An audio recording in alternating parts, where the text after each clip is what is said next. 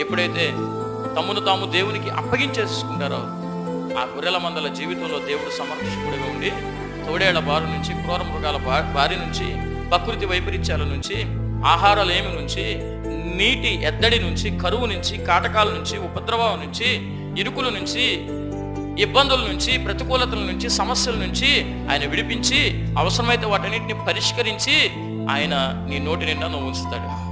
హల్లెలూయా.